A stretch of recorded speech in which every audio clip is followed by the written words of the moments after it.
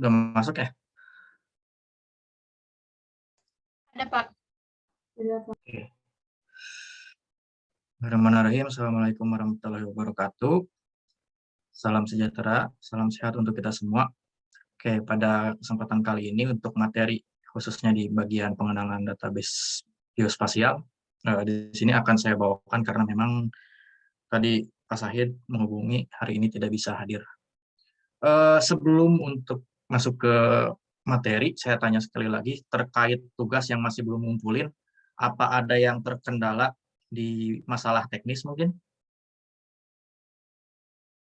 Selain yang tadi sudah disebutkan, kalau yang teknisnya masih bermasalah bisa ditanyakan langsung ya, mumpung ada pertemuan.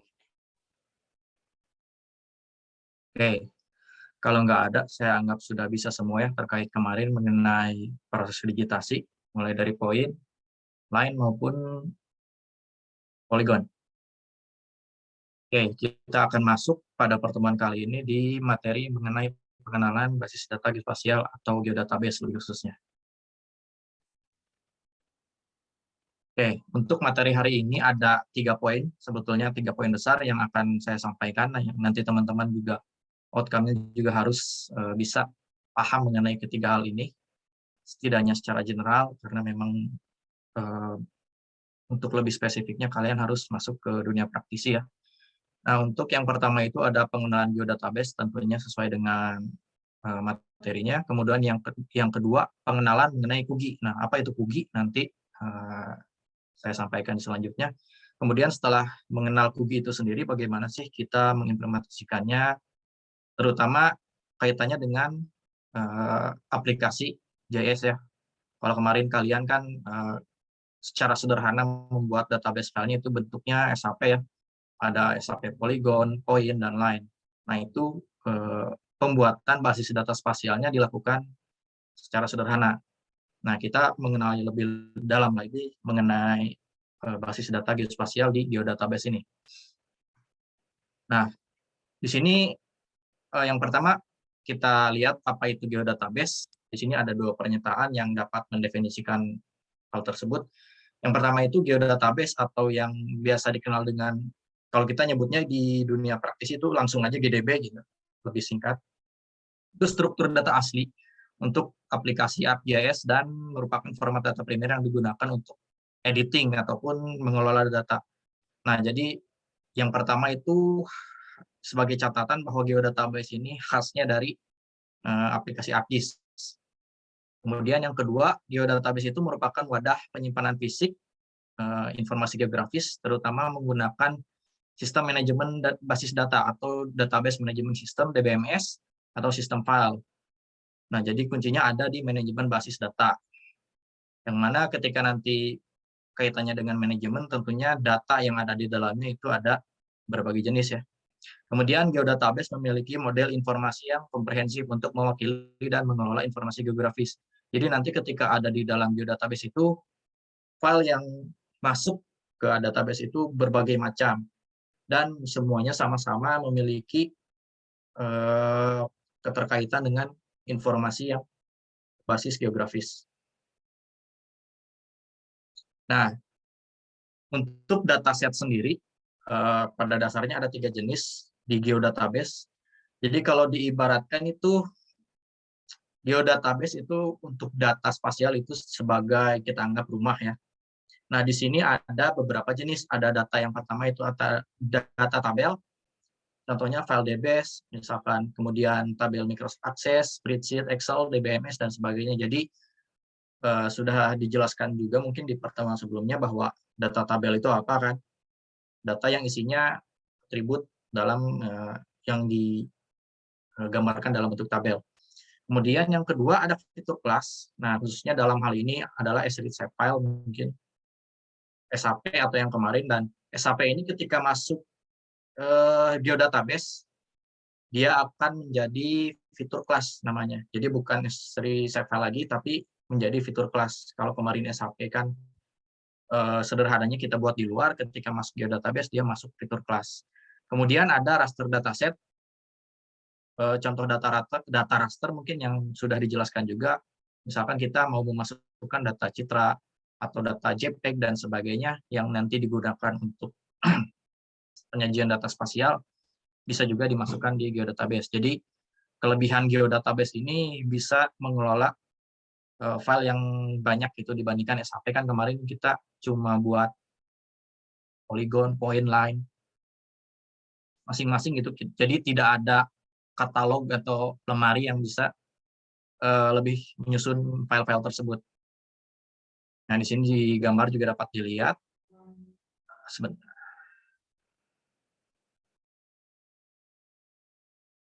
Nah, di sini ada tabel, ada fitur class, ada raster dataset. Jadi dataset berarti artinya kumpulan-kumpulan. Jadi ketika kalian memasukkan data raster di geodatabase itu sifatnya bisa lebih dari satu item dengan ukuran-ukuran tertentu dan sama dengan halnya dengan tabel dan fitur class. Jadi bisa banyak file di dalamnya. Nah, mengenai batasannya itu gimana? Kita bahas di selanjutnya. Nah, di sini ada jenis-jenis geodatabase. Sebetulnya banyak, tapi kita kerucutkan menjadi 3 jenis yang umum saja. Untuk yang pertama itu file geodatabase, kemudian ada personal geodatabase, dan enterprise geodatabase. Nanti ketika saya praktekkan mungkin akan lebih tergambar mengenai file-file geodatabase ini, terutama yang pertama itu yang file geodatabase ini, yang paling common kita gunakan, paling banyak juga digunakan, terutama di industri pemetaan. Jadi ketika teman-teman misalkan ada yang berkecimpung di dunia industri pemetaan, BIG itu membuat standar dan formatnya itu harus dalam bentuk geodatabase. Standarnya seperti apa? Nanti saya jelaskan juga di bagian selanjutnya. Yang pertama itu file geodatabase jenis GDB ini menyimpan dataset dalam bentuk folder dalam komputer. Kemudian kapasitas yang perlu digarisbawahi, kapasitas yang ditawarkan oleh GDB ini disimpan dan dapat menampung dengan ukurannya lebih dari 1 tera. Jadi ketika teman-teman punya database spasial yang ingin misalkan membuat beberapa giga atau tera, itu bisa membuat di file geodatabase. Kemudian yang kedua, personal geodatabase. Nah, ini berbeda dengan file geodatabase. Dia itu format penyimpanannya ada di dalam format Microsoft Access atau MDB. Kemudian kapasitasnya juga kecil ya, 250 sampai 500 mega, dan hanya berlaku di sistem operasi Windows.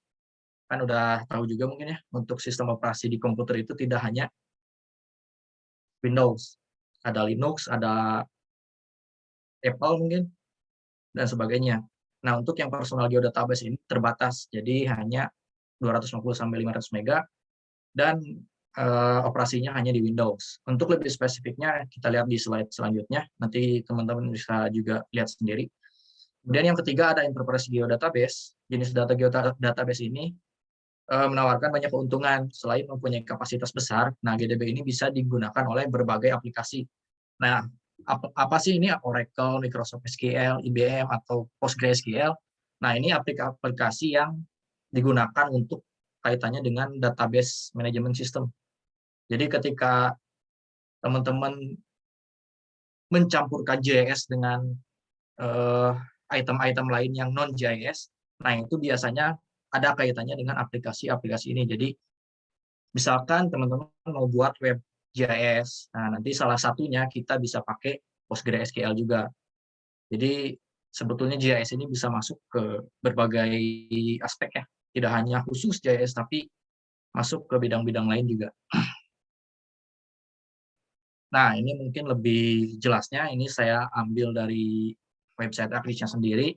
Nanti teman-teman mungkin bisa melihat langsung bagaimana perbedaan dari enterprise, file, dan personal itu dilihat dari karakteristiknya yang disebutkan dalam beberapa item ini. Nah, di sini ada number of user-nya. Untuk geodatabase file personal dan file geodatabase itu kan hanya single user. Kemudian kalau enterprise dia bisa multi user, karena ketika datanya nanti sudah disebarluaskan, pengelola itu tidak hanya dari satu user aja, jadi multi user dari berbagai misalkan lembaga yang terkait dengan pengurusan datanya. Kemudian storage format seperti ini, size limitnya juga diatur, dan sebagainya. Bisa dilihat nanti kalau misalkan teman-teman ingin melihat lebih jelas, di sini saya cantumkan website-nya. Oke. Kemudian kita masuk yang kedua, itu pengenalan KUGI. Nah, mungkin kalau misalkan ada yang baru kenal di sini, apa sih KUGI? Ya, KUGI ini katalog unsur geografi Indonesia ya. Katalog unsur geografi Indonesia. Apa sih isinya? Yaitu standarisasi, lebih ke standarisasi, pemberian kode, struktur kode, penetapan tipe, operasi, atribut, asosiasi, dan aturan dokumentasi dari unsur-unsur yang direpresentasikan dalam informasi geografis. Jadi sesuai dengan peraturan BIK nomor 12 tahun 2013. Nah, jadi ketika teman-teman lihat peta RBI itu, nah kan itu sudah dalam bentuk ini ya, peta cetak atau JPEG. Nah, di dalamnya itu datanya itu pasti harus dibuat standarisasinya ini. Nah, kenapa perlu dibuat KUGI dan kenapa perlu standarisasi? Nah, ini juga kaitannya dengan eh, kebijakan satu peta KSP. Ada yang pernah dengar sini? One Map Policy.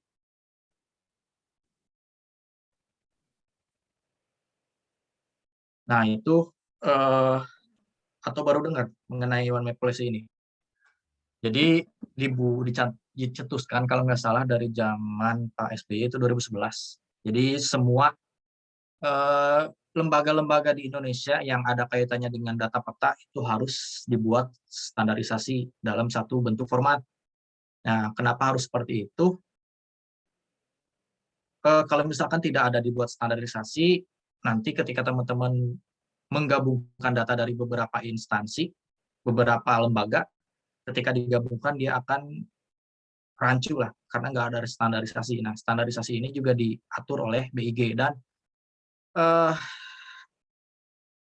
kamnya itu untuk standarisasi ini salah satunya itu menggunakan KUGI. Jadi KUGI ini bisa digunakan oleh teman-teman ataupun misalnya lembaga-lembaga terkait dan ini sifatnya bisa kita download juga secara gratis.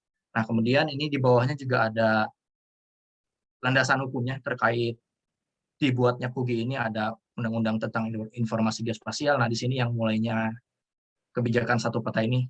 Kemudian ada PP penyelenggaraan informasi geospasial juga ada, kemudian Perpres, Perkabig, SNI-nya. Dan seperti itulah. Nanti bisa dicari tahu juga.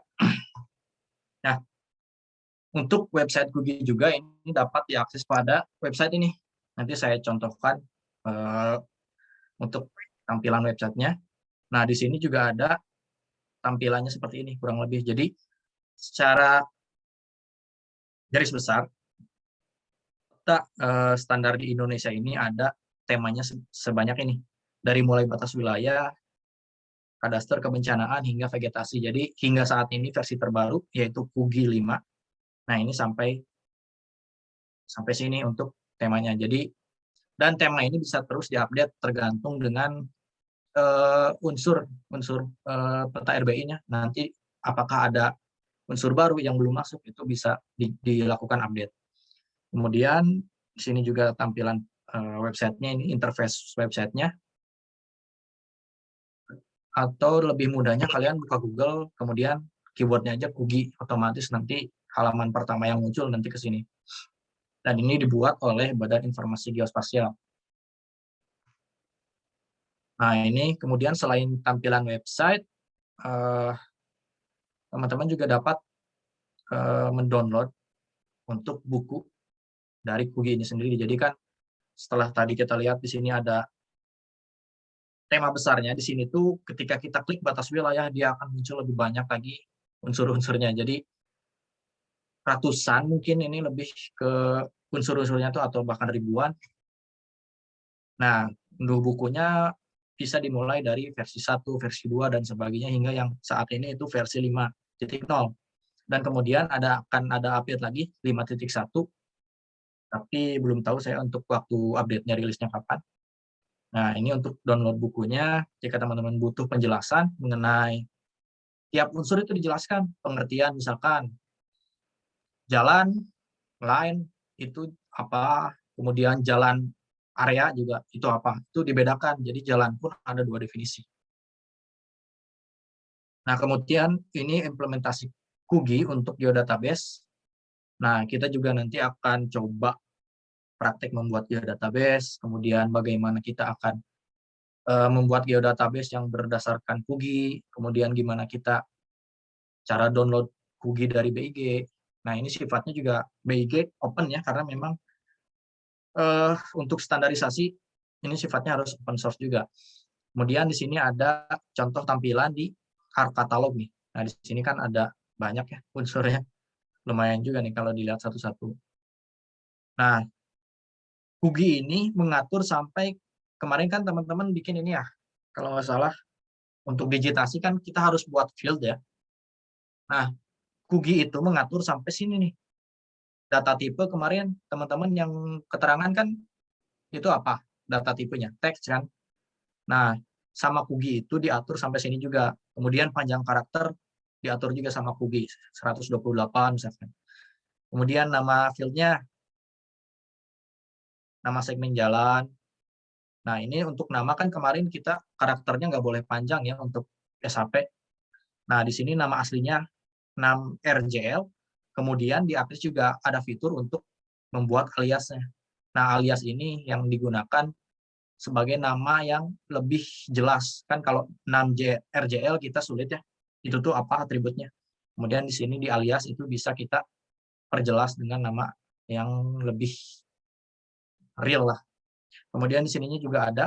Jadi kalau misalkan teman-teman familiar kemarin dan memahami ya ketika pembuatan SAP, ini pasti tidak asing dengan namanya field detail, ada data tipe, terus panjang karakter dan sebagainya itu diatur sampai situ di QGIS itu.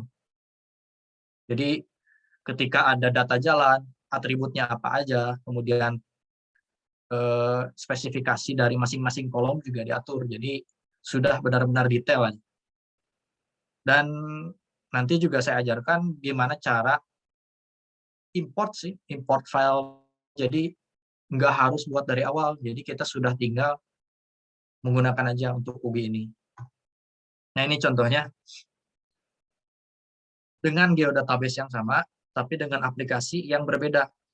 Kira-kira ada yang bisa lihat nggak perbedaannya apa?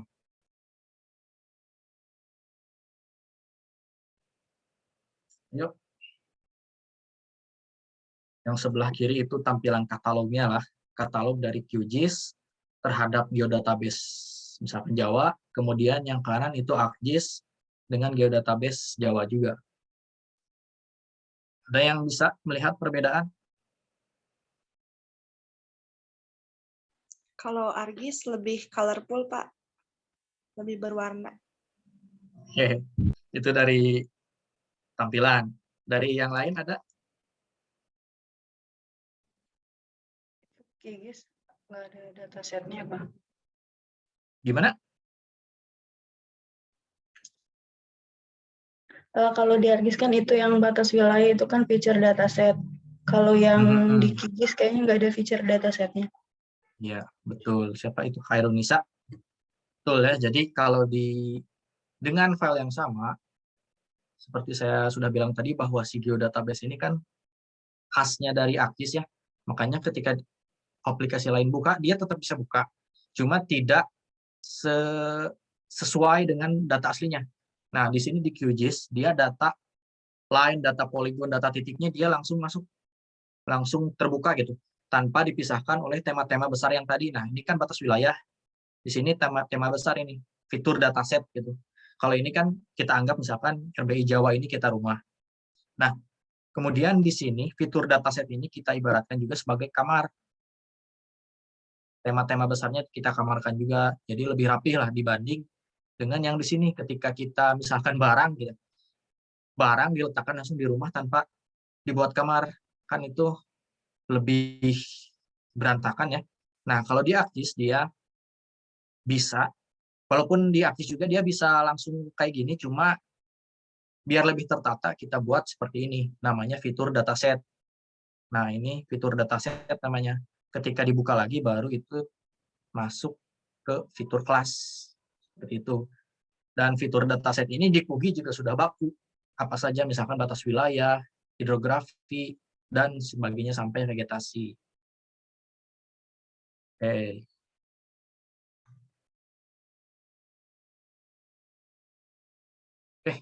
Mungkin materinya sampai sini, singkat aja. Sebelum lanjut, apa ada yang ditanyakan terkait dengan geodatabase ini?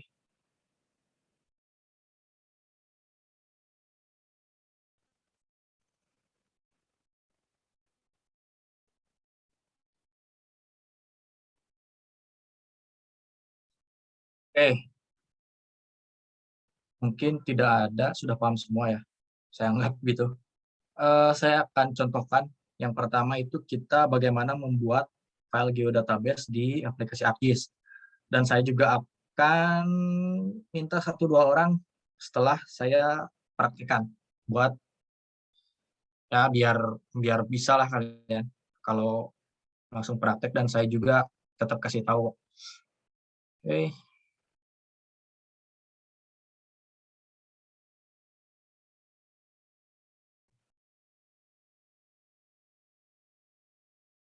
Oh ya, sebelum ke situ saya juga coba perlihatkan kenapa sih perlu file geodatabase. Jadi selain tadi untuk menyimpan filenya itu supaya lebih rapi, kemudian di sini juga dia punya kelebihan untuk memasukkan data. Nah, di sini misalkan saya punya, udah muncul belum ArcGIS saya? Sudah, Pak. Sudah, Bapak. Ya? Pak. Oke, nah ini pekerjaan saya tahun 2017, saya coba buka ya. Nah, jadi ini isinya perlintasan sebidang yang ada di selatan Pulau Jawa. Perlintasan sebidang itu pertemuan antara jalan dengan rel kereta. Tahu kan ya?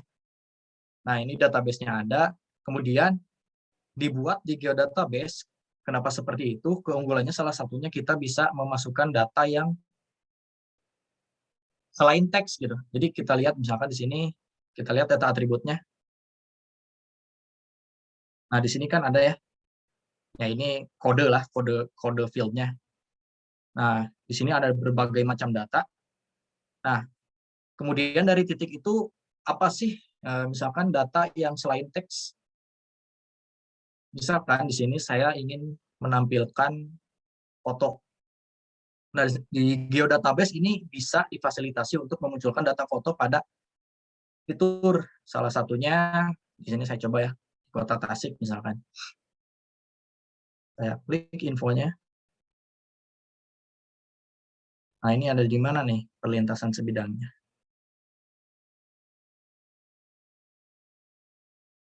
Jadi jaga. Nah, di sini ada attachment. Jadi kelebihan geodatabase itu salah satunya ada ini. Kita bisa melampirkan file apa aja di sini. Ada foto ataupun Word atau dan sebagainya, semua jenis file bisa masuk. Nah, contoh, nah di sini saya ada 4 foto. Kemudian saya klik. Nah, jadi dia muncul database foto untuk perlintasan sebidang sini. Ini ada yang tahu daerah di mana? Mungkin orang Tasik.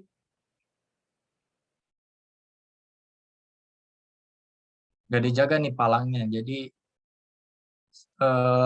Kemenhub juga ya yang mengelola ini juga perlu data seperti ini agar tahu mana misalkan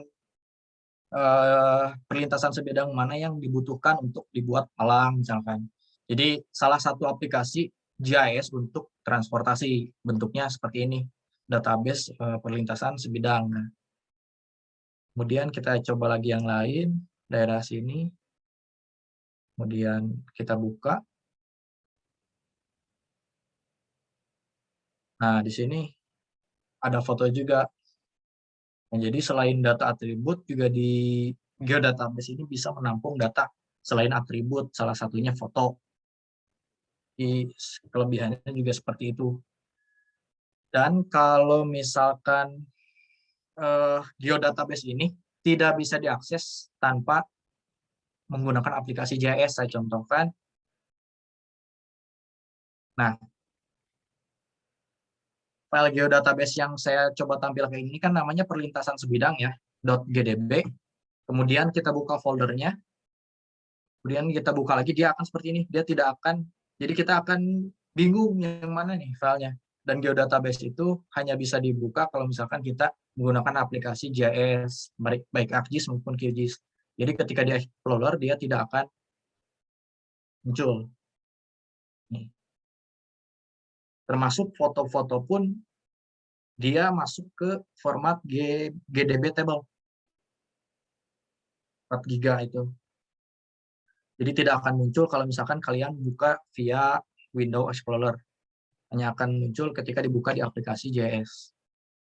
Jadi untuk kerahasiaan data juga jadi nggak sembarangan juga kan dibukanya. Oke, sampai sini ada yang ditanyakan? Kalau Saya cara Pak, gimana? Ya, boleh. kalau untuk Bahkan tadi siapa kan yang tadi?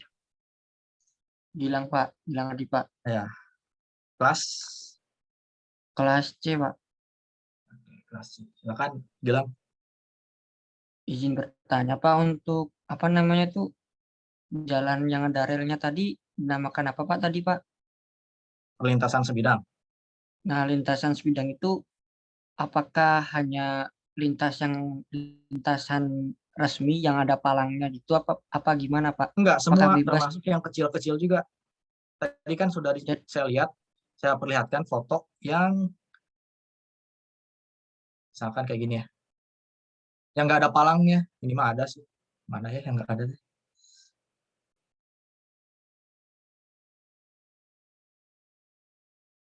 Ada semua nih.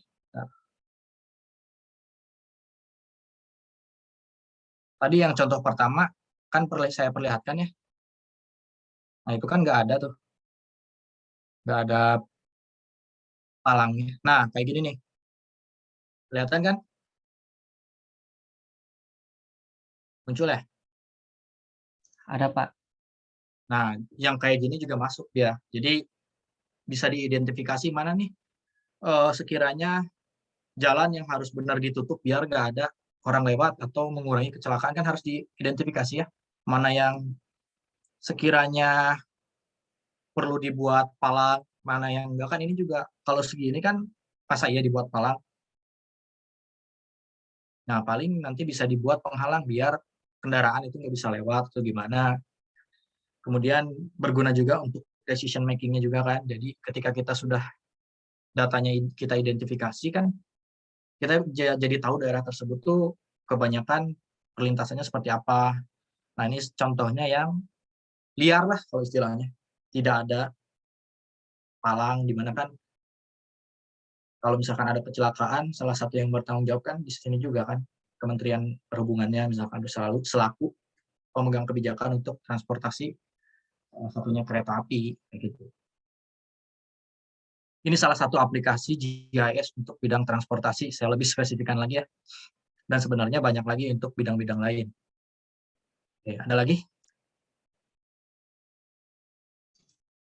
Oh iya Pak, kalau di wilayah saya itu yang dulunya bisa dilintasi sekarang ditutup itu jadi masih lanjut ya Pak? Gimana? Kan di wilayah saya itu kan ada perlintasan yang seperti itu. Tetapi Hmm. 2018 itu sudah bisa dilewati, tetapi 2020 kemarin itu ditutup Pak. Jadi masih bisa gitu Pak. Ya pasti masih bisa sih sebetulnya. Cuma setidaknya bahwa si pemegang kebijakan itu sudah menghalangi lah. Itu bagian dari usahanya. Karena kalau misalkan namanya manusia ya, ketika ada aturan ya pasti lebih pintar untuk pelanggar. Tapi setidaknya ada usaha dari pemegang kebijakan untuk mencegah hal-hal yang tidak diinginkan. Daerah mana bilang? Saya di Kabupaten Klaten Pak, Jawa Tengah Pak. Oh, Klaten ya. Nggak masuk kayaknya kalau Klaten. Nah, saya hapus yang Jawa Tengah, Jawa Timur. Kayak gitu. Jadi setidaknya untuk inventaris data dulu aja. Itu kan belum tentu semua lembaga sudah punya data semua gitu. Nah, dan ini juga sebetulnya data ini belum kugi ya. Jadi perlu distandarisasi lagi untuk datanya. Itu ada lagi yang mau ditanyakan?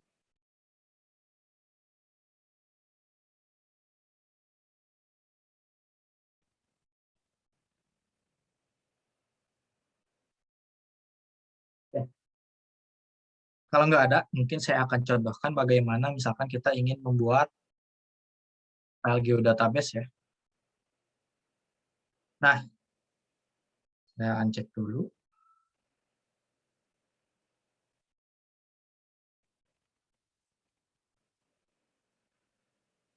Nah, untuk yang pertama, untuk buat geodatabase, langkahnya sama. Buka dulu folder teman-teman di katalog, sama seperti buat SHP. Kemudian, seperti biasa, di klik kanan di folder. Foldernya ini bebas ya, yang penting folder khusus untuk pengerjaan, teman-teman. Klik kanan di foldernya. Kalau kemarin new, kemudian save file, ya. Kalau sekarang kita masuk ke file geodatabase. Jadi kita fokus aja dibuat file geodatabase ini yang memang banyak digunakan ya, terutama di industri juga. Nah, ini file geodatabase, kemudian kita klik. Nah, dia akan muncul di foldernya karena saya sudah buat file geodatabase sebelumnya. Kemudian untuk rename kita bisa langsung dilakukan di katalog. Klik kanan, rename. Misalkan database. Nah, ketika kita buat file geodatabase, dia otomatis akan kosong ya, karena kita belum isi, kita bandingkan dengan yang sudah, yang ini yang new file geodatabase. Nah, dia sudah standarisasi PUBI. Nah, untuk membuat file geodatabase ini ada filenya, misalkan kemarin teman-teman sudah buat SHP ya, nah itu kita bisa melakukan import fitur kelas, kemudian ada single, ada multiple. Nah, ini bedanya kalau single kita hanya memasukkan satu SHP, kemudian kalau yang multiple kita memasukkan lebih dari satu SHP. Misalkan yang kemarin hasil digitasi poin, polygon, ataupun line, nah itu bisa jadi contoh buat teman-teman bisa import data SHP. Jadi cara pertama untuk memasukkan SHP itu bisa import, klik kanan, import, kemudian fitur kelas. Nah, jadi selain fitur kelas juga sudah saya jelaskan tadi bahwa kita bisa import table ataupun raster. Jadi untuk yang pertama tapi kita masuk ke fitur kelas dulu. Nah, misalkan teman-teman mau memasukkan data yang kemarin hasil digit misalkan. Nah, misalkan di sini saya masukin jalan, land, point misalkan. Nah, kalau sudah klik OK. Oh, gagal.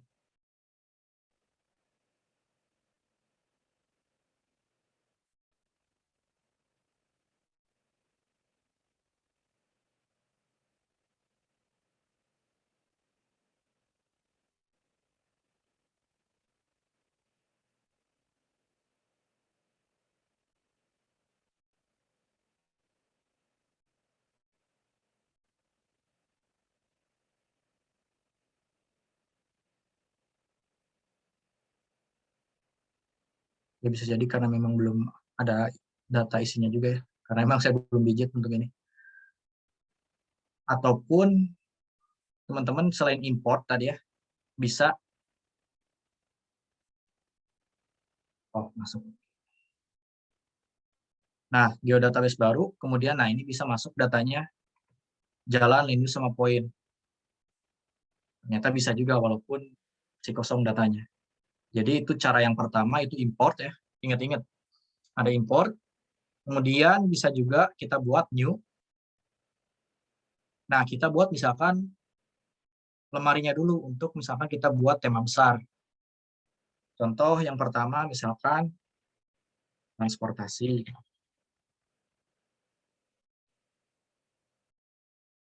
Kemudian sistem koordinat kita pakai yang universal WGS.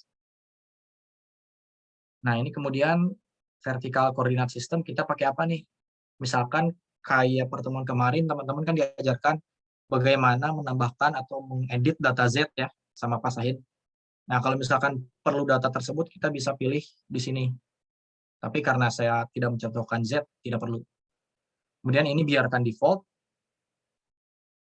Nah, ini bisa transportasi, kita sudah buat lemarinya, tinggal misalkan barangnya kita masukin.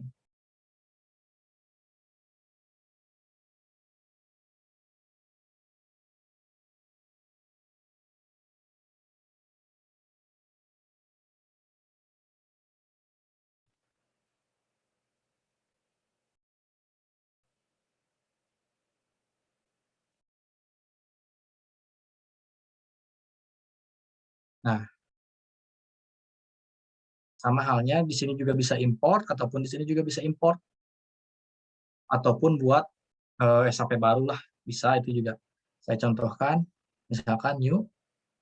Nah, kalau di sini dia jatuhnya jadinya fitur kelas. Sudah saya jelaskan juga tadi kan. Ketika SHP itu, ketika masuk di database, dia jadinya fitur kelas. Nah, misalkan di sini namanya jalan. Nah, di geodatabase kita bisa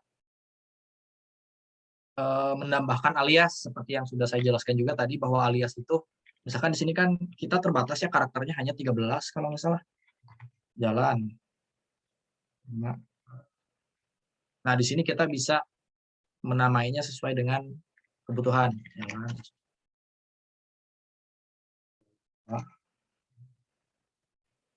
Sebagainya. Nah, tipenya di sini juga ada line, walaupun sebetulnya banyak juga. Kita pakai yang polygon, line, dan point.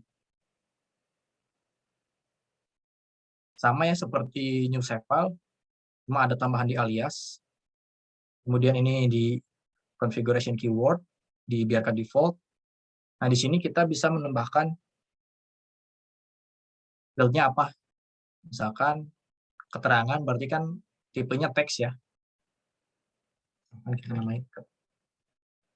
Nah, di sini bisa diatur ada alias, kemudian ada default value, kemudian ada panjang karakter. Nah, ini bisa diatur, bisa diganti ini juga 100 atau berapapun, atau 50 juga cukup sebetulnya.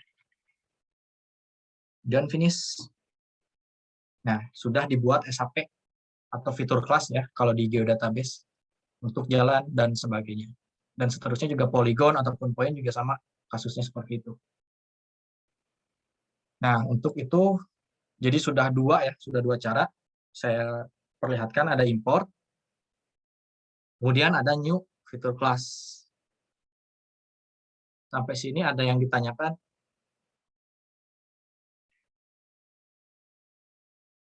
Oke.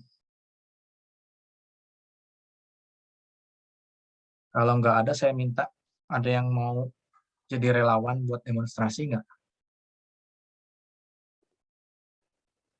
Satu atau dua orang lah, boleh.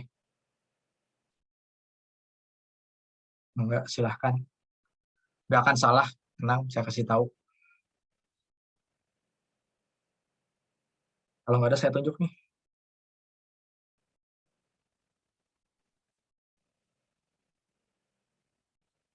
Yuk, ayo relawan-relawan, harus memberanikan diri.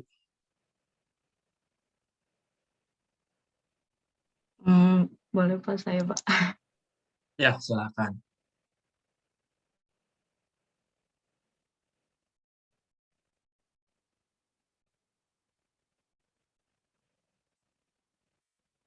Bisa share screen nggak, Veronisa? Atau pakai HP? Bisa Pak, bentar. Oke, sip.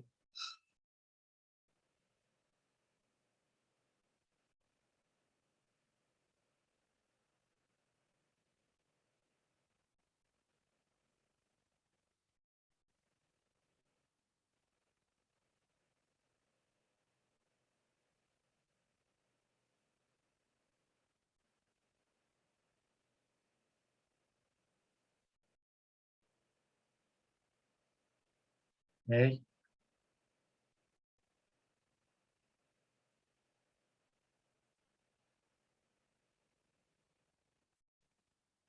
Sip.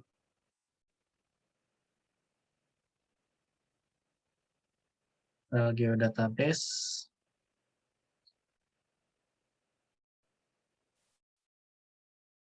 bahkan di rename sesuai kebutuhannya.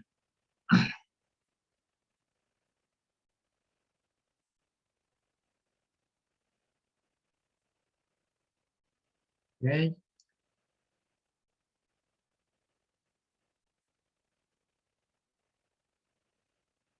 Coba dibuat fitur datasetnya dulu, biar lebih rapi lah. Baik, Pak. Misalkan, kalau yang digit udah selesai belum? Belum, Bapak. Kan cuman disuruh nyontoin digit doang kan waktu itu. Enggak, yang tugas digit udah? Belum?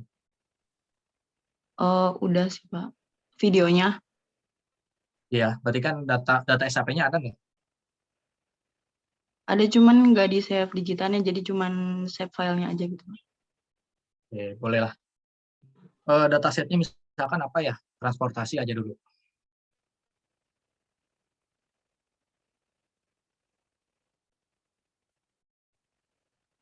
Next. Yes. Next lagi, karena nggak pakai Z, next lagi, finish. Nah, di sini kita bisa import. Coba yang import dulu. SAP-nya masukin dulu ke layer aja. Coba, walaupun masih kosong nggak apa-apa. Kebetulan Yang waktu jalan, itu yang jalan. lainnya sungai, Pak. Oh gitu? Oke, berarti buat datasetnya perairan aja. Atau pakai jalan, oh ya, Pak. Atau SHP lain. Sebenarnya.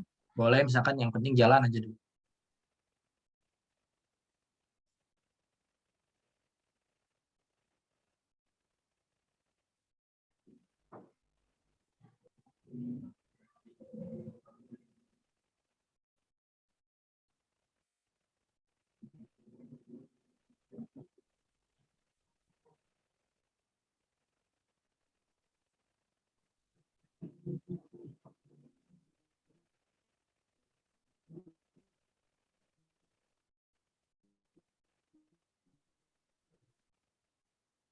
Ada datanya?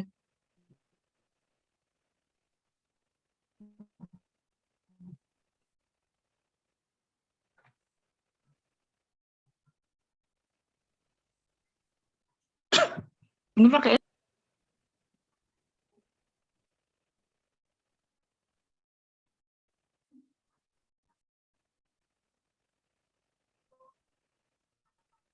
Terserah lah data apa aja, yang penting jalan aja. tes. Halo. Gimana? Diimport ke feature datasetnya, Pak. Coba. Klik kanan, import.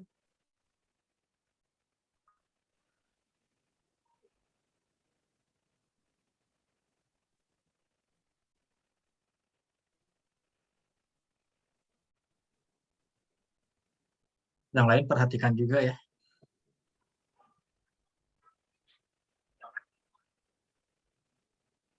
Udah? Masuk belum?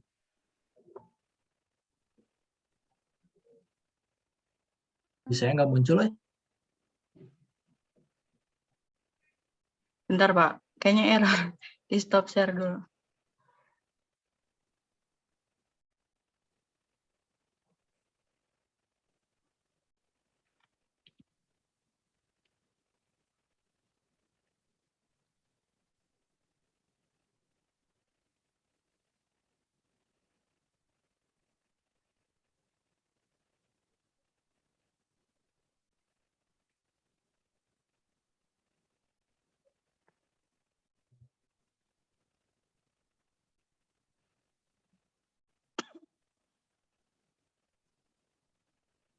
Ini udah masuk Pak jalannya.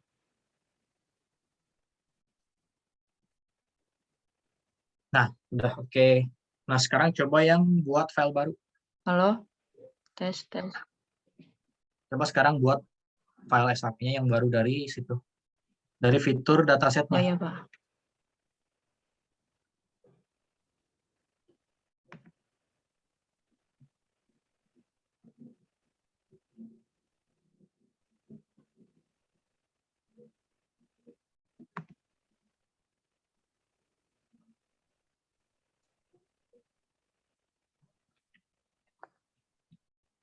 Jam.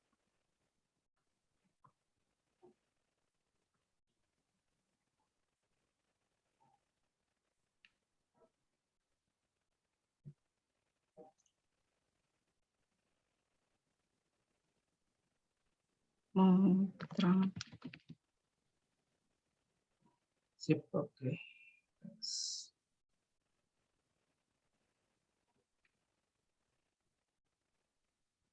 Ya, Pak. Oke, sip. Untuk pembuatan import dan juga pembuatan langsung SAP sudah bisa ya berarti Heronisa. Dan nanti kalau Iya, misalkan di luar jam ini bisa di-sharekan bagi teman-teman yang masih belum paham ya. Baik, Terima Bapak. kasih Heronisa sudah menjadi relawan praktek. Yang lain ada lagi? Ayo, satu lagi biar kita bisa lanjut. Ada yang mau mengajukan diri?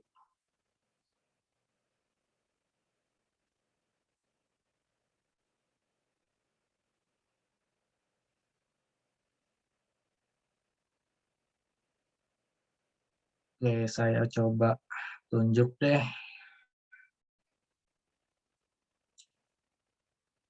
Yang off cam ah. Di Ca Asri. Ada di Ca Asri. Iya, Bapak. Online-nya pakai HP, pakai komputer. Pakai HP, Pak. Bisa pakai komputer nggak? Aku punya laptopnya koneksinya nggak lagi nyambung ke WiFi, Pak. Oke. Kalau Mohon maaf. siapa lagi ya? Siapa? Sasti Lucianti kelas A. Iya, Pak, hadir, Pak. On pakai laptop, pakai HP. Pakai laptop, Pak. Cuman kalau praktikumnya di komputer, Pak, di laptop suka error. Paling share screen-nya di lagi. Susah, Coba yang dari laptop siapa ya? Seren ini teh. Ceren Karen, Pak, Gustiawati. dipanggilnya. Pakai Siapa? K. Karen Oh, dipanggilnya. Karen. Bisa share screen nggak? Bapak, ini laptopnya lagi nge-lag. Dari tadi juga buka harddisk nggak bisa. Oh gitu, oke. Iya. Yang lain siapa lagi ya? Bilkis, gimana Bilkis? Bisa share screen? Bapak nggak bisa buka kalau sambil nge-zoom. Jadi dari tadi baru merhatiin, belum praktek di ARJIS. Oke. Ayo yang lain biar bisa maju nih. Majukan diri karena saya cek satu-satu. Yang bisa share screen dan kompatibel lah. Nge-lag juga nggak apa-apa, yang penting masuk aja. Muhammad Wildan bisa nggak? Ya Pak, bisa. Oke, silakan.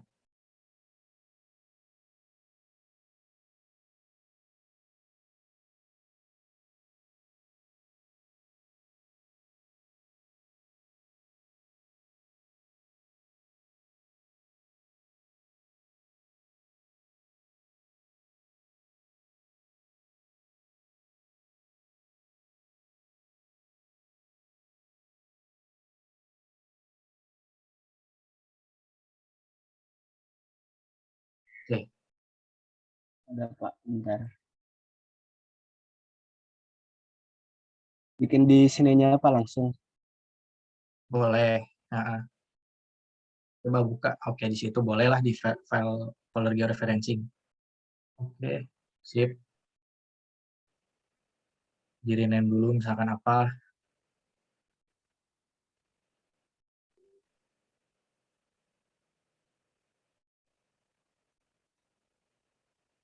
Sip, oke. Sekarang buat fitur dataset-nya.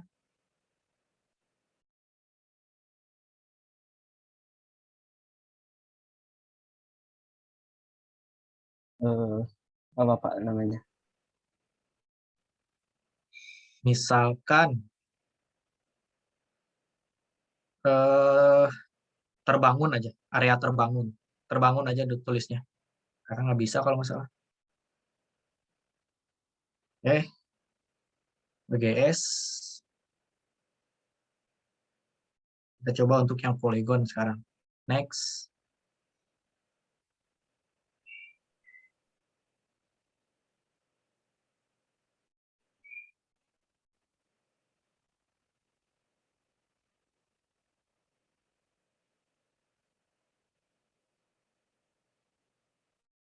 Nah, di situ ada single sama multiple, bedanya apa ya?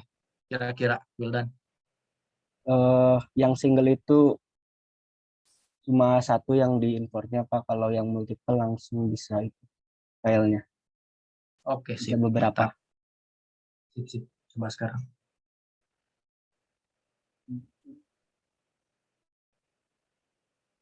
Yang Land use. Outputnya dikasih nama juga. land use Pak. Land use 2 misalkan, jadi jangan samalah namanya. Error kalau nggak salah. Sip. Sementara oke aja dulu. Oke.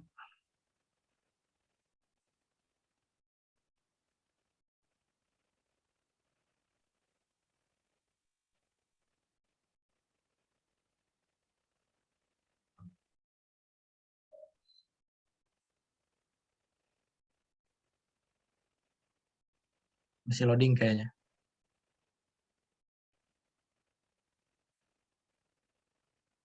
Sip, dibuka. Plus. Ada Pak. Oke, sip. Masuk. Sekarang buat SAP atau fitur kelas baru di situ. Di fitur dataset ya.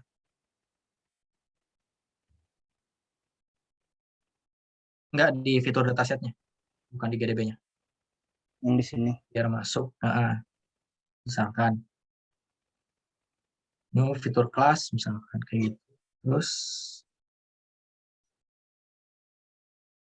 Land use 3 atau apa. Ini saya pembuatan ini belum dibakukan ke Kugi ya, karena takutnya terlalu jauh kalau langsung ke Kugi. Oke, polygon, oke, sip, lanjut. Jadi untuk Kugi itu nanti kita langsung pakai aja ya. Bukan jangan juga sih, karena takutnya terlalu ruwet juga kalau kita pelajari satu persatu. Makanya kita cukup pakai aja yang penting tahu prinsip. Itunya default, next. Nah, di situ barangkali mau menambahkan field, misalkan apa keterangan atau luas atau dan sebagainya kayak gitu. Nah, di situ bisa dibuatnya. Kemudian luas misalkan berarti tipenya double. Karena nanti kaitannya dengan kalkulasi. Finish.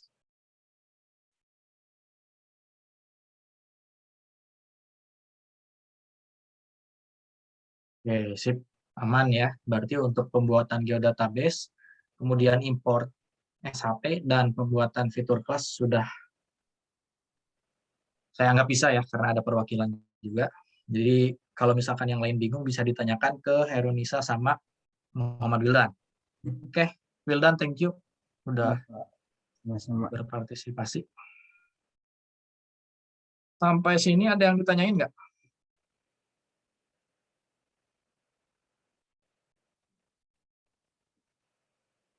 Nggak ada ya. Oke, selanjutnya saya coba masuk untuk misalkan kita mau ke website Kugi seperti yang sudah disebutkan tadi.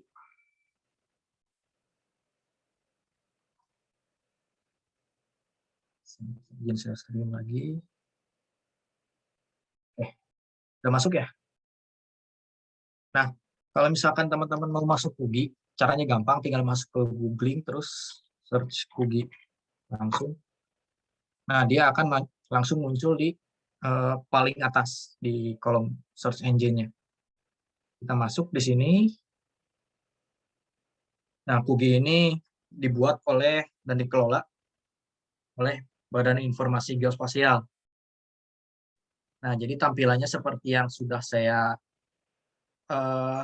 share tadi ya.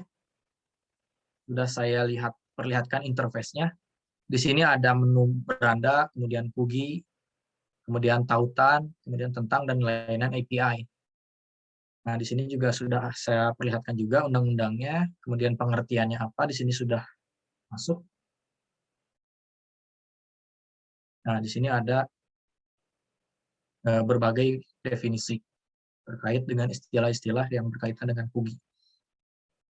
Nah, kalau misalkan kita mau melihat secara online dulu nih, seperti apa sih katalog Kugi itu? Misalkan kita masuk sini, menu Kugi versi 5,1. Nah, screenshot saya tadi, ini nih tema-tema besarnya, batas wilayah, dataset khusus, sampai vegetasi. Misalkan kita ambil transportasi ya.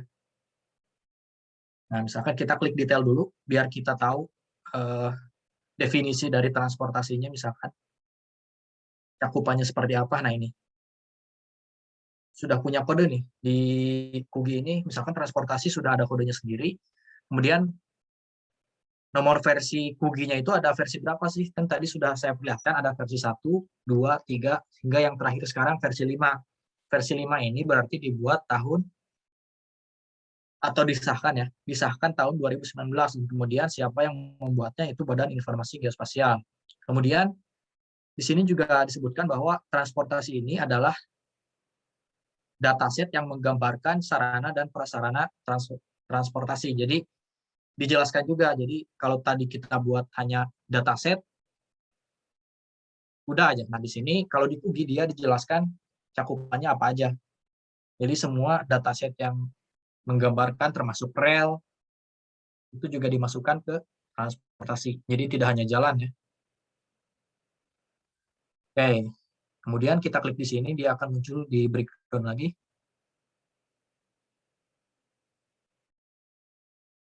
Ini tema besarnya. Nah, kemudian di sini ada unsur-unsur di dunia real kemudian yang sudah dikumpulkan oleh BIG, unsur-unsur yang ada di permukaan bumi, fokusnya di Indonesia. Dari transportasi saja sudah sekian banyak ya. Tuh. Ada airport, kemudian ada dermaga, halte juga masuk, kemudian heliport, jalan, jembatan, kemudian median jalan, itu garis tengah jalan, kemudian ada pelabuhan, jadi transportasinya sudah termasuk udara, darat, dan laut. Semuanya dimasukkan di sini.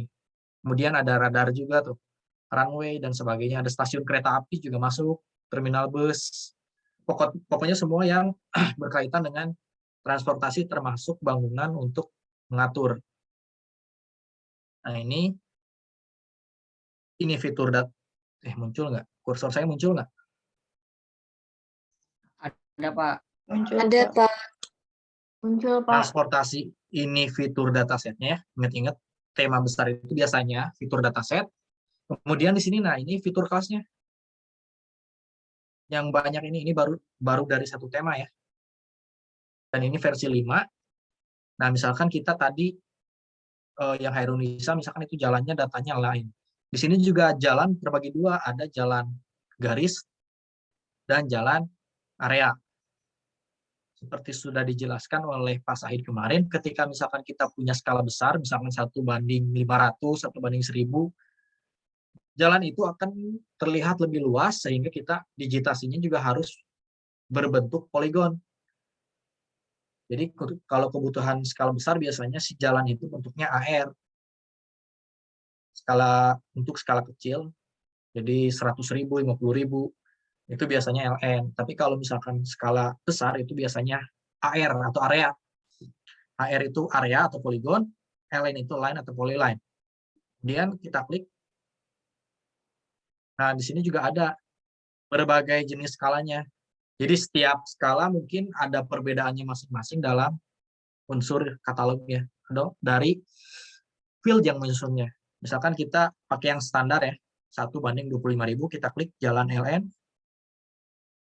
Nah, di sini dijelaskan jalan LN pada skala 25.000 itu kode unsurnya apa, nama unsur yang tadi field itu. Kan kita nggak bisa pakai spasi dan karakternya juga terbatas ya, makanya nama unsurnya seperti ini. Nah, baru nama realnya itu bisa menggunakan nama alias. Kemudian di sini juga didefinisikan jalan LN itu apa, prasarana transportasi darat dan sebagainya dalam bentuk kabel garis. Di sini juga sudah disebutkan. Kemudian referensi, kemudian si dalam katalog ini misalkan definisi jalan itu dari mana sih? Nah, dia ngambil dari PP nomor 34 tahun 2006, jadi nggak asal definisi ya, punya dasar hukumnya buat mendefinisikan misalkan si jalan. Kemudian versi katalognya versi berapa? Versi 5. Kenapa perlu seperti ini? Karena pasti adanya perbedaan versi 1, 2, 3, 4, 5. Itu pasti ada perbedaan baik dari umumnya ataupun nanti ke bawah spesifik. Kemudian tahun katalog diterbitkannya berapa? 2017. Kemudian siapa sih yang mengeluarkan katalognya ini? Nah, ini bisa diperlihatkan bahwa di sini Kementerian PU dan Kementerian PUPR lah, Pekerjaan Umum dan Perumahan Rakyat. Jadi walaupun BIG itu orang yang mengelola KUG ini, tapi yang terlibat tidak hanya BIG, jadi ada instansi lain, salah satunya Kementerian PU. Jadi kan kalau PU itu spesialis di pembangunan jalannya, pasti dia lebih paham mengenai transportasi. Nah, kemudian di sini ada atribut apa aja yang ada di SHP jalan atau fitur pas jalan itu. Kelihatan kan di sini ruwet ya. Ada berapa tuh? Nah, banyak lah, lebih dari 10 atau 20 mungkin. Nah, di sini nama atributnya LOC, RJL. Itu apa sih? Kelas jalan berdasarkan posisi dan sebagainya. Jadi jalan itu tidak hanya didefinisikan secara sederhana, tapi kan tiap lembaga mendefinisikan jalan itu beda-beda ya. Nah, di sini makanya kenapa harus banyak seperti ini fieldnya, karena memang digunakan oleh berbagai instansi di mana data yang dibutuhkan dari tiap instansi itu beda-beda kan.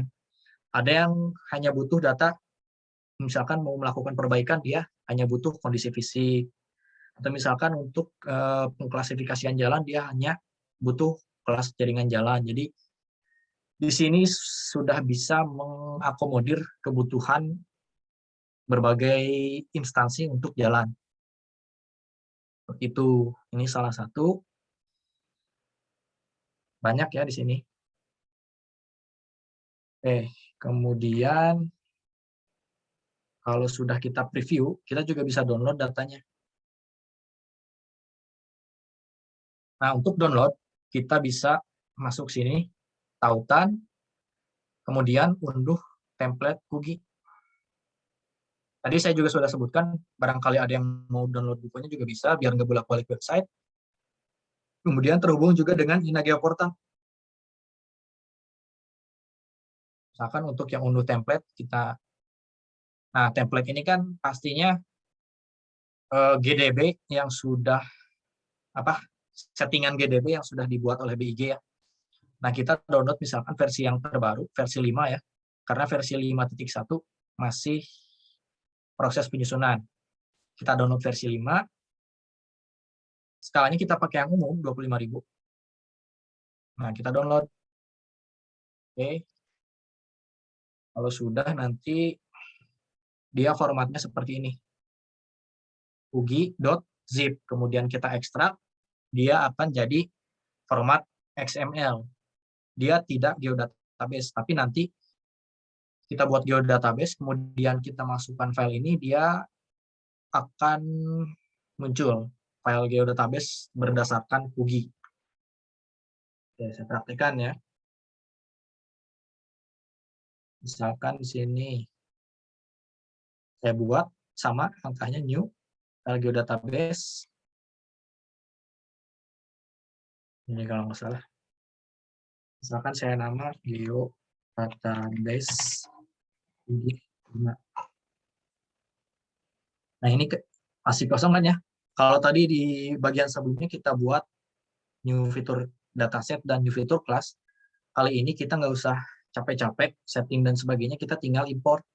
Caranya klik kanan, import, kemudian di sini paling bawah XML workspace dokumen. Nah di sini kita pilih importnya data dan datanya juga, otomatis skemanya juga dibuat. Kemudian kita browse masuk ke hasil download yang XML tadi. Kita buka, next aja. Jadi kita istilahnya tinggal pakailah karena untuk penyusunan sudah dilakukan oleh BIG. Ini pasti agak lama ya prosesnya.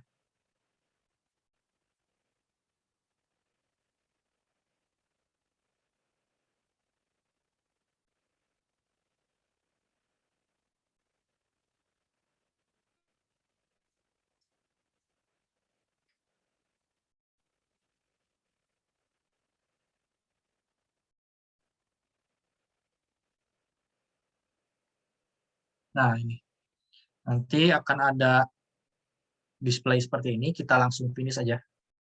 Biarkan dia, karena sudah di setting sedemikian rupa, biar langsung pakai sama BIG-nya.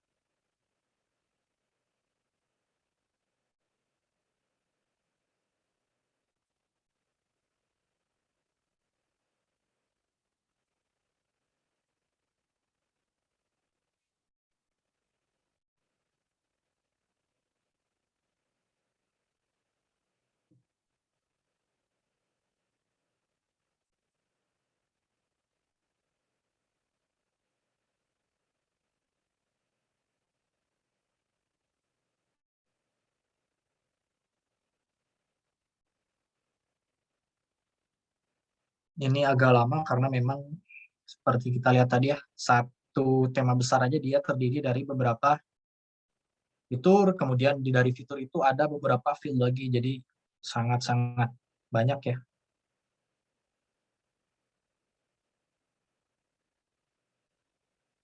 Sambil nunggu untuk QGIS ini ada yang ditanyain nggak?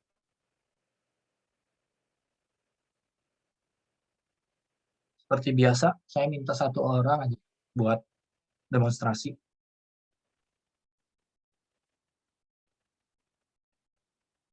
Silahkan disiapkan aja.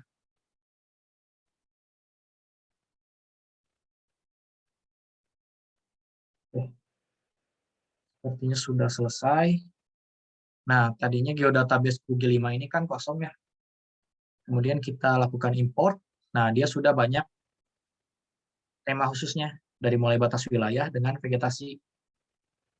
Kemudian kita tadi buka transportasi. Misalkan kita buka yang tadi jalan ya.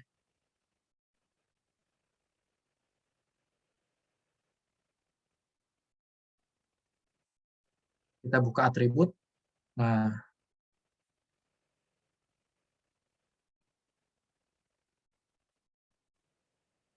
kita lihat tabelnya.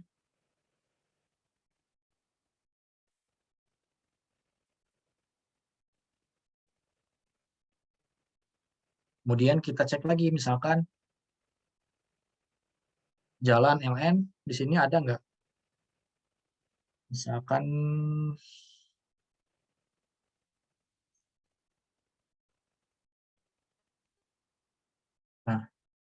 Misalkan nama objek. Nah, di aktrisnya ada nggak dia? Nah, di sini ada kan ya? Di sini ada field nama objek, nama aslinya Namo BJ. Nah, kita samakan dengan yang di website. Tuh. Kemudian jenis satuan atribut string atau teks ya. Nah, ini sudah ada. Tiap field juga dia didefinisikan oleh si Google ini sendiri. Jadi akan sama antara data di sini dengan data field atribut yang ada di geodatabase. Seperti itu mungkin kalau misalkan nanti ingin misalkan melakukan digitasi, langkahnya sama, dimasukkan ke layer, kemudian kita bisa melakukan editing. Jadi langsung pakai aja.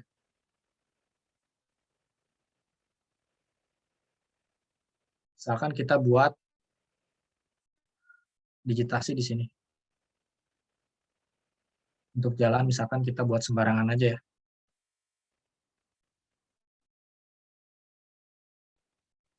Jalan.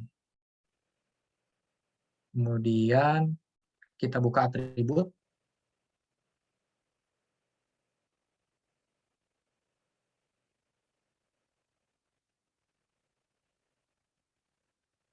Saya contohkan di sini.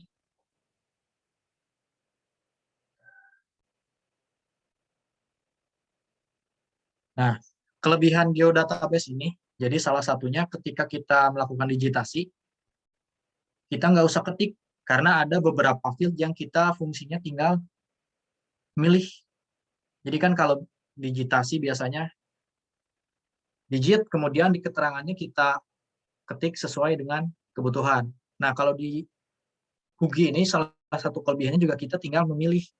Jadi nggak usah kebingungan lagi.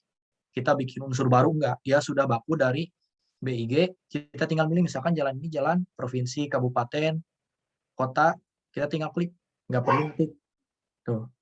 Arah jalannya apakah jalan ini 2 lajur, 1 arah, atau dan sebagainya. Fungsinya dia arteri, kolektor, lokal, lingkungan, dan sebagainya.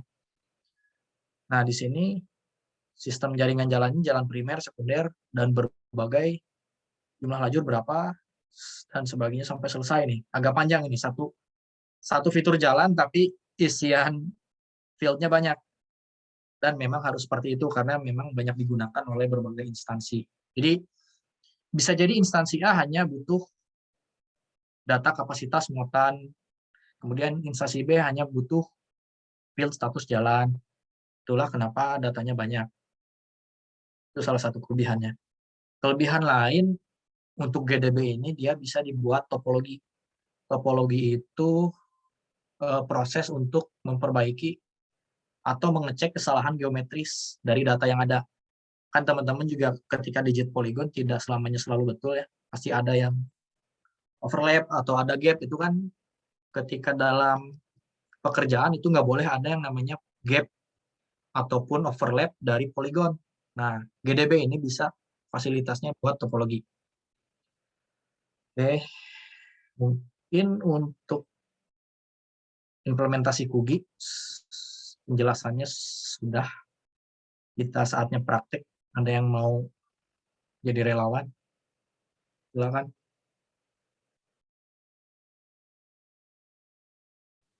Boleh Pak, saya Purwanto. Oke, mantap. Silakan Purwanto. Bapak, tadi saya sudah download dan sudah diekstrak juga filenya, yang Kugi untuk skala 25.000. Bisa share screen, Purwanto? Bisa Pak. Oke, silakan.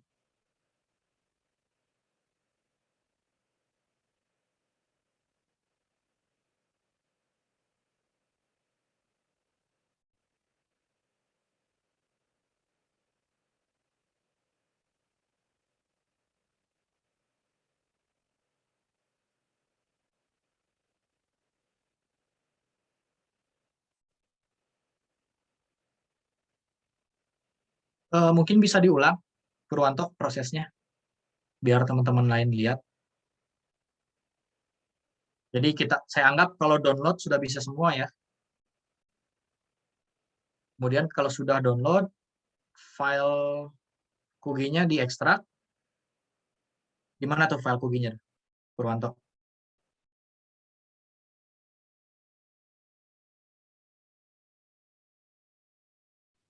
Ini Pak, tadi sudah diekstrak, sudah dimasukkan ke folder praktik.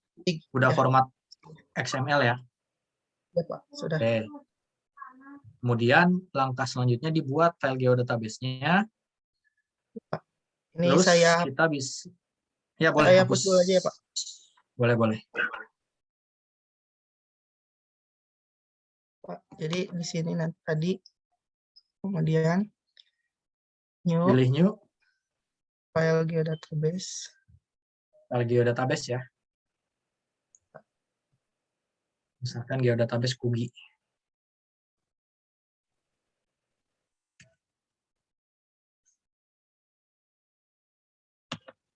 Kemudian pilih import ya Pak. Iya, betul. Import. Kemudian XML. Sip, betul.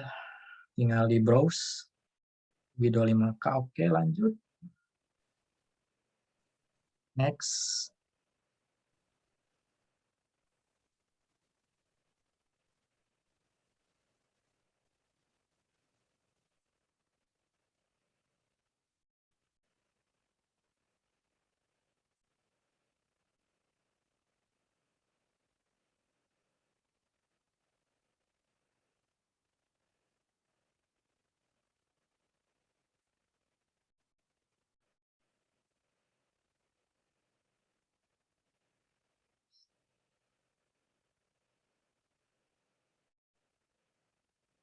Ini pasti lama ya, karena emang berat juga. Ini langsung dipilih saja Pak.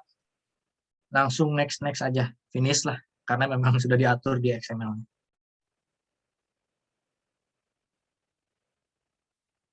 Di bagaimana BIG itu sudah menyediakan sesimpel mungkin ya. Terkait kugi ini, bagaimana kita sebagai user, istilahnya tinggal pakai aja. Nggak usah atur-atur yang lain. Karena kalau misalkan kita harus ngatur lagi, takutnya tiap user punya pengaturan yang beda.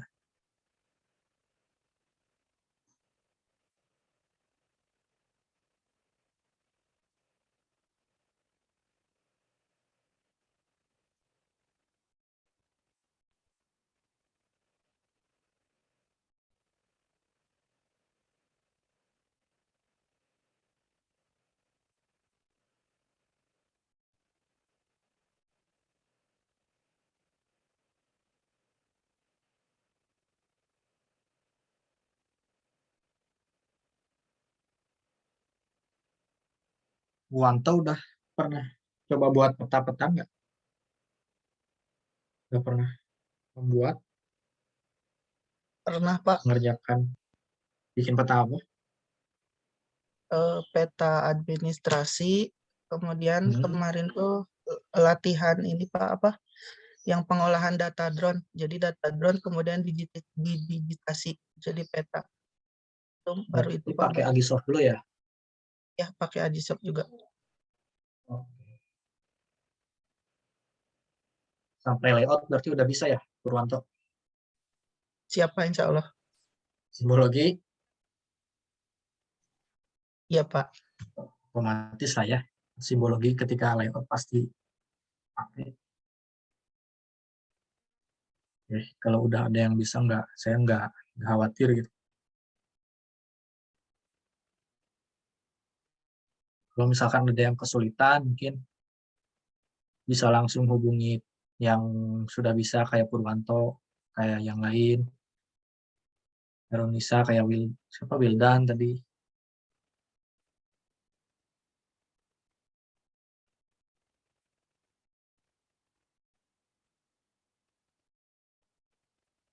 Kalau pengen bisa ya berarti harus praktek ya untuk di sini. Kalau misalkan nggak praktek pasti nggak bisa. Dan jangan pun yang nggak praktek, yang udah bisa, dia terus nggak pakai beberapa waktu pun dia pasti lupa. Karena sifatnya kayak gini mah kan harus praktek ya, buat bisa ingat. Harus dipakai terus.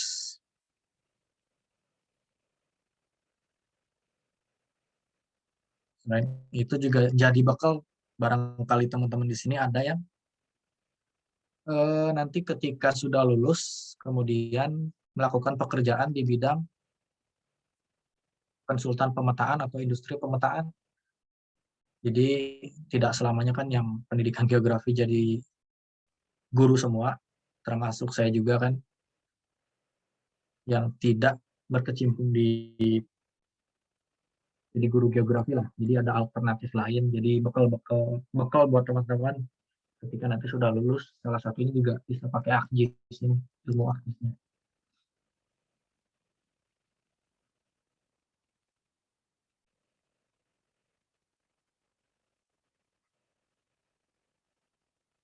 Maksudnya ya Purwanto itu.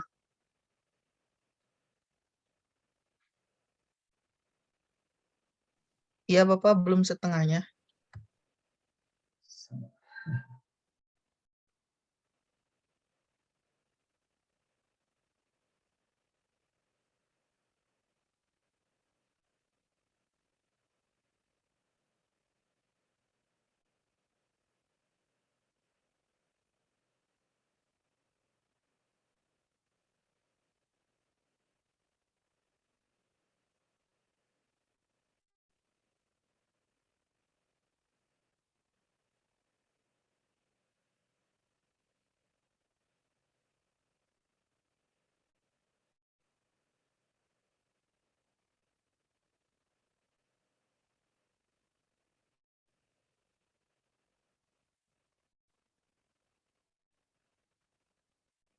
Gilang tadi untuk Kubi harus login dulu. Enggak. Jadi tanpa login kita langsung bisa download ya. Beda kayak misalkan kita masuk ke ingin download data Demnas, itu kan harus login dulu. Kalau untuk data Kubi, dia langsung download nggak apa-apa, tanpa harus login. Kalian coba aja.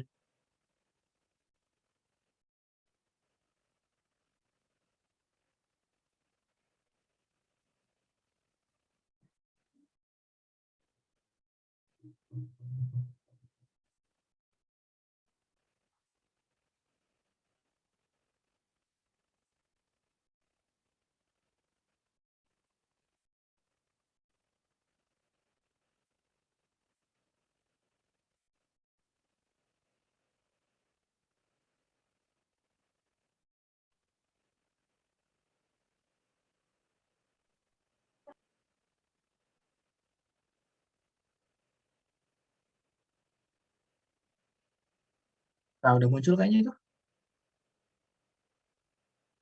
Sip, oke. Ya Pak, Udah berhasil sudah. ya, Purwanto. Ya Pak. Yang lain bisa mengikuti.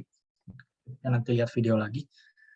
Ya mungkin untuk materi mengenai pengenalan geodatabase, kemudian pengenalan Kugi sampai implementasinya, saya rasa sudah cukup dari saya. Semoga teman-teman semua bisa paham terkait materi tersebut, setidaknya secara general ya.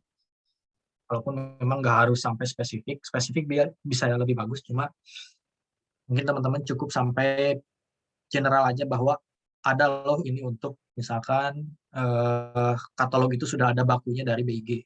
Jadi tidak perlu menggunakan geodatabase baru ketika nanti menggunakan data spasial. Sampai sini ada yang ditanyakan nggak?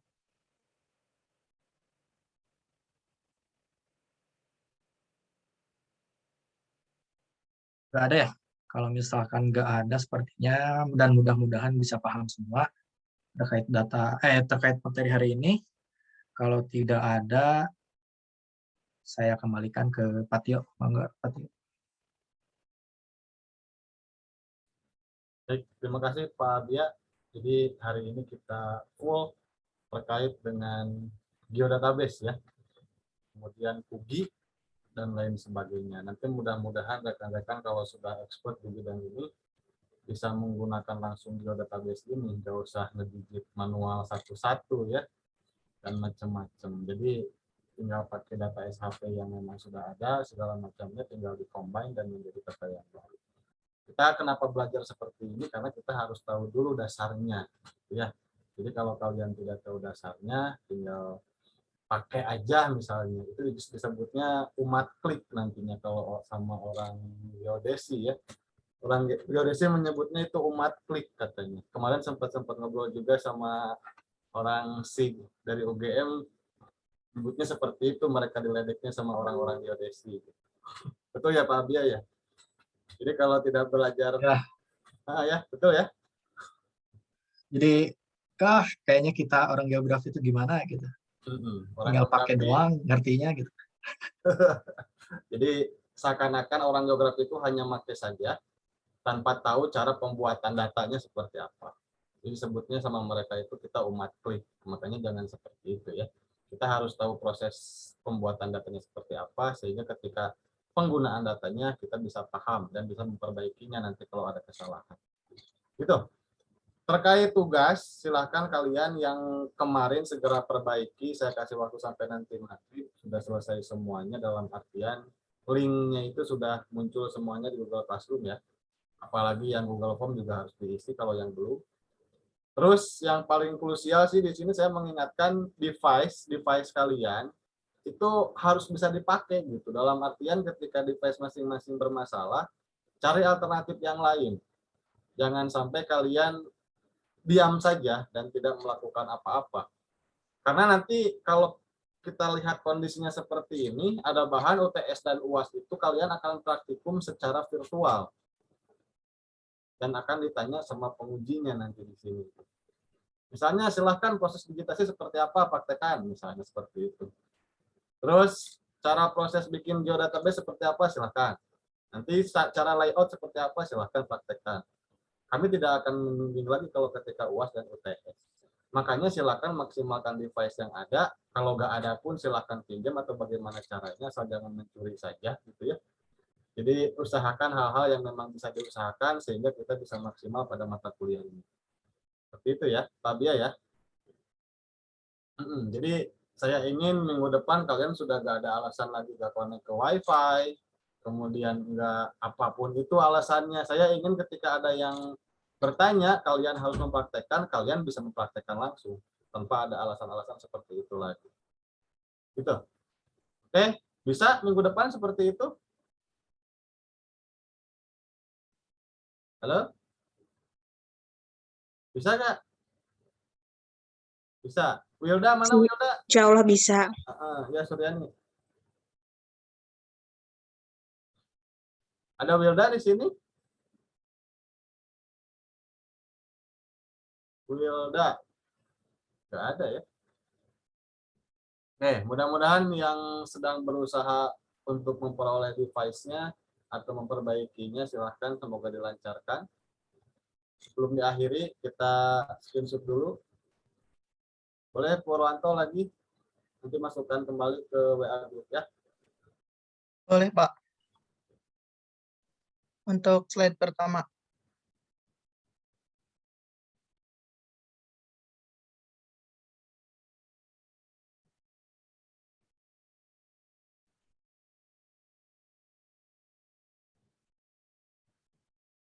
Slide kedua.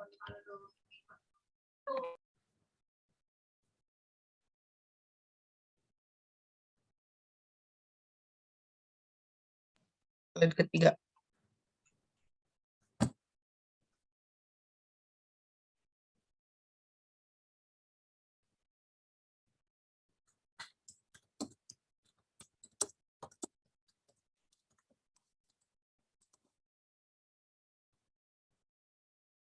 Sudah, Pak.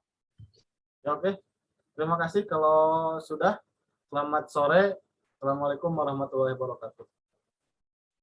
Waalaikumsalam warahmatullahi wabarakatuh. Terima kasih, Pak. Semangat.